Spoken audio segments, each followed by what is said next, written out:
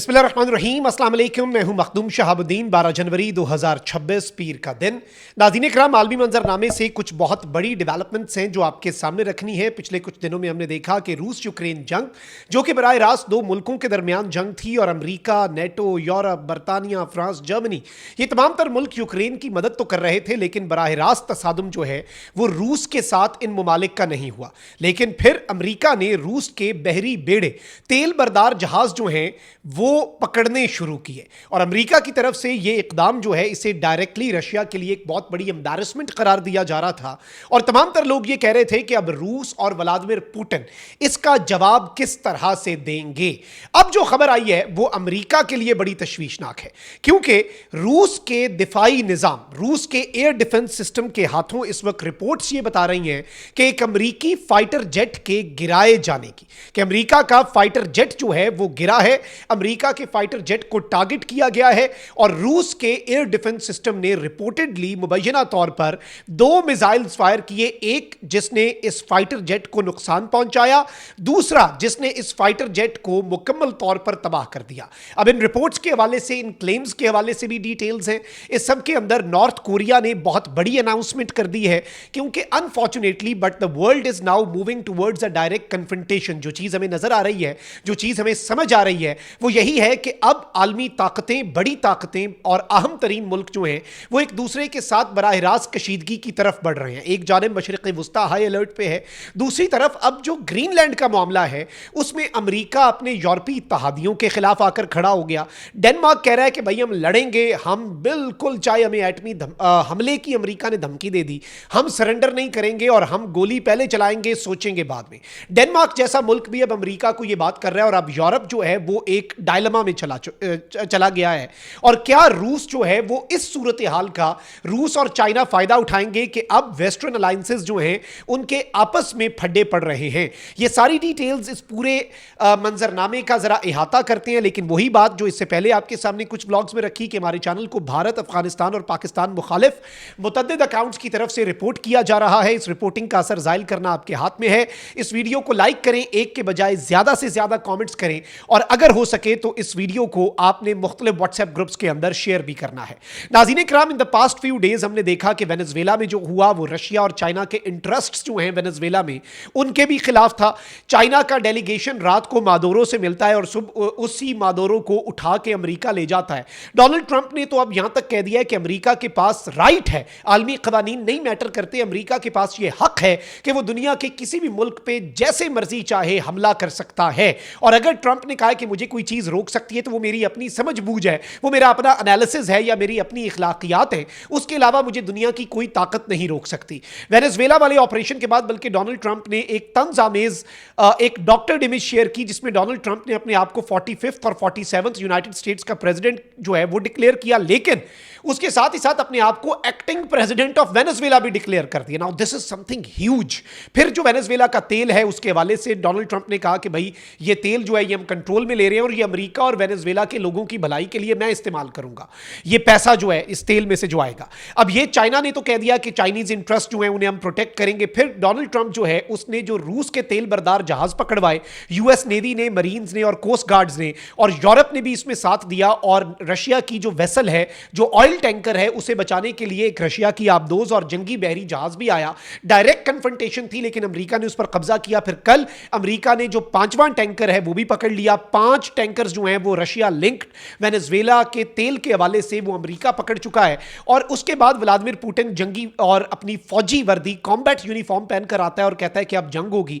फिर यूक्रेन के ऊपर ऑर्शनिक मिसाइल्स जो हैं वो चलाए जाते हैं और पूरा वेस्टर्न मीडिया हिल जाता है कि भाई ये न्यूक्लियर कैपेबल मिसाइल्स हैं जो कि ये चला रहे हैं। लेकिन बात वो ये है कि अमेरिका ने डायरेक्टली रशिया को चोट पहुंचाई। अमेरिका ने व्लादिमीर पुतिन की जो ईगो है उसके ऊपर भी एक वार किया कि भाई रशिया के जो फाइटर जेट्स हैं, रशिया के जो तेल बरदार जहाज हैं, उन्हें अमेरिका अपने कंट्रोल में जब चाहे जैसे चाहे ले सकता है।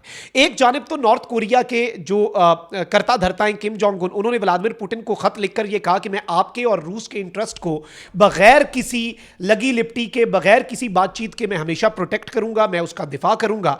लेकिन इस सब के अंदर जो लेटेस्ट चीज है वो ये है कि एक तरफ तो किम जोंग उन ने कह दिया कि हम जंग के लिए तैयार हैं, रशिया के साथ मिलकर हम किसी भी बड़े मुल्क के साथ लड़ने के लिए तैयार तैयार है। नॉर्थ कोरिया के ऊपर आज तक ऑपरेशन नहीं हुआ क्योंकि यह कहा जाता है कि नॉर्थ कोरिया के पास एक्चुअली जो वेपन्स ऑफ मैस डिस्ट्रक्शन है वो है। अब जो खबर आ रही है वो ये है कि एक तरफ तो रशियन एयर डिफेंस और बहुत से open source intelligence, even Russia news कह रहा है कि रशियन आर्मी ने एक यूक्रेन का F-16 फाइटर जेट जो है वो 2 मिसाइलों से, जस्ट 2 मिसाइल्स का इस्तेमाल करके और जो F-16 तैयारा है इसके हवाले से कहा जाता है कि ये सुपर नेचुरल है और ये बिल्कुल कभी भी जद में नहीं आता। S-300 जो रशिया का मिसाइल डिफेंस सिस्टम है, एयर डिफेंस सिस्टम है, एक तो S-400 है, उससे भी जो पिछला वाला वर्जन है S-300, उसके हवाले से ये क्लेम किया जा रहा है कि यूक्रेन के जेर इस्तेमाल एक F-16 तैयारे को इन्होंने गिरा दिया है। और जो S-300 का बटालियन कमांडर है उसने ये क्लेम किया है रशिया न्यूज के मुताबिक that this fighter jet is the most exciting target for us. ये फाइटर जेट जो है ये हमारे लिए सबसे दिलचस्प टारगेट था। The first missile inflicted damage, हमारे पहले मिसाइल ने इसे डैमेज किया, and the second finished off the plane, और हमारे दूसरे मिसाइल ने इस जहाज को मुकम्मल तौर पर खत्म कर दिया। It goes down like any other target, यानी ये किसी भी और टारगेट की तरह ये जमी बोस हो गया, इसे हमने तबाह कर दिया। फिर साइलेंसर्स जो है वो कह रहे हैं कि Russian air defence system S-300 has reportedly shot down a US made F-16 jet. फिर इसके साथ ही साथ नाज़रीन कराम इबन मैं आपको ये बता दूं कि इस डेवलपमेंट को जिस तरह से देखा जा रहा है, देखिए मुल्क जो होते हैं ना वो अपनी टेक्नोलॉजी को लेकर भी बड़े सेंसिटिव होते हैं और कुछ खास टेक्नोलॉजीज होती हैं और हथियारों की टेक्नोलॉजीज जो हैं उनमें मुल्क उनको लेकर बड़े सेंसिटिव होते हैं और जंग एक दूसरे पर बराह रास्त बमबारी की नहीं होती बल्कि साइबर स्ट्राइक्स भी होती हैं, हथियारों में सलाहियत के मैदान में भी होती है। जैसे वेस्ट वर्सेस चाइनीज टेक्नोलॉजी का जो हमने एक मजर है वो पाक भारत जंग में देख लिया। वेस्टर्न टेक्नोलॉजी ने अपनी सुपीरियॉरिटी मनवा ली। ये नहीं था कि चाइना वेस्ट के साथ लड़ पड़ा, लड़ाई पाकिस्तान और भारत की थी, लेकिन उसमें जो उनके तैयारे गिरे उसने एक बहुत बड़ी स्टेटमेंट दी कि राफेल भी गिर सकता है और चाइनीज टेक्नोलॉजी सुपीरियर है। अब नाज़रीन कराम जो हथियारों में सलाहियत और साइकोलॉजिकल वॉरफेयर है उसमें भी इसका बहुत अहम तरीन किरदार होता है और अमेरिका के लिए ये किसी सूरत भी अच्छी खबर नहीं है। अब इस वक्त नाज़रीन कराम मैं आपको ये बता दूं कि मुख्तलिफ ground based air defence systems जो हैं वो तारीख में जो F-16 तैयारा है उसके बड़ा रेयर ऐसे वाकयात हैं क्योंकि तकरीबन बहुत से ममालिक के पास ये F-16 तैयारा है। एक तो ऑपरेशन डेजर्ट स्टॉर्म जो है उसमें 1991 में हमने देखा कि F-16 तैयारा गिराया गया। फिर बोस्निया की वॉर के अंदर जो F-16 तैयारा है वो गिरा। फिर ऑपरेशन अलाइड फोर्सेस जो है यूगोस्लाविया के अंदर जो नेटो फोर्सेस का था उसके अंदर F-16 तैयारा जो है उसके वाले से ये बात आई। फिर इसराइल सीरिया कॉन्फ्लिक्ट जो है उसके वाले से भी क्लेम्स आए। लेकिन जो रीसेंट कॉन्टेक्स्ट है रशिया यूक्रेन जंग उसके वाले से ये बताया जा रहा है नाज़रीन कराम कि अगस्त 2024 में यूक्रेन ने अपना पहला F-16 तैयारा गंवाया था और उसके बाद जनवरी 2026 यानी कि अब ये रिपोर्ट्स आ रही हैं और सोर्सेज क्लेम कर रहे हैं कि S-300 सिस्टम जो है उसने F-16 तैयारा 2 मिसाइलों का इस्तेमाल करके जो है वो गिराया है।